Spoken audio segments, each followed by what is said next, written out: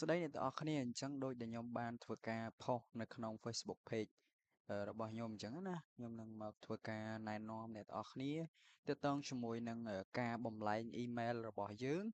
តែមួយអ៊ីមែលអាចក្លាយជា100អ៊ីមែលឬក៏លើសពី100អ៊ីមែលក្នុងពេលតែ1នាទីហ្នឹងហើយ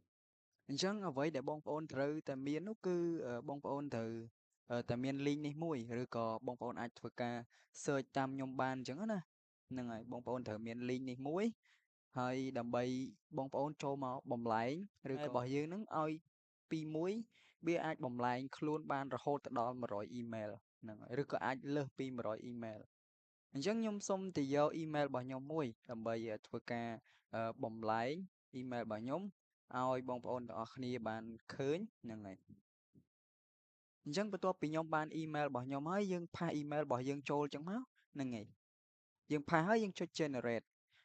ចំពោះការបំបែកអ៊ីមែលរបស់យើងឬក៏បំលែងអ៊ីមែលនេះតើយើងធ្វើអញ្ចឹងដើម្បីអ្វីអញ្ចឹងចំពោះការធ្វើបែបនេះគឺសម្រាប់តែបងដែលគាត់ចូលចិត្តប្រើ Leonardo AI ជាដើមអញ្ចឹងទៅប៉ុន្តែវាមាន website ច្រើនក្នុងការចូលទៅយកអ៊ីមែលអញ្ចឹងណាប៉ុន្តែនៅពេលដែលយើងចូលទៅក្នុងអ៊ីមែលឬក៏ចូលទៅក្នុង website នោះគឺវានឹងទាមទារ load ពាណិជ្ជកម្មឬក៏ត្រូវការចាំវាសិនវាត្រូវការញ៉ៃញ៉ៃមែនតើហ្នឹងហើយវាខាតពេលយើងក្នុងការរង់ចាំយើងអាចចំណាយពេលយូរដែរតម្រាំតែបានកូដឬក៏បានកូដមកបំពេញនៅក្នុង Leonardo សម្រាប់បង្កើតរូបភាពបន្តទៀតចឹងទៅអញ្ចឹងនេះគឺជាវីដេអូជាក់ស្ដែងដែលខ្ញុំនឹងធ្វើការបង្ហាញទៅកាន់អ្នកទាំងអស់គ្នា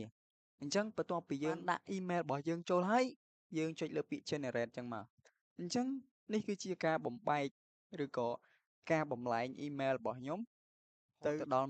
128 account ហ្នឹងហើយអញ្ចឹងចំពោះ128 account នេះគឺយើងអាចប្រើបានជាក់ស្ដែង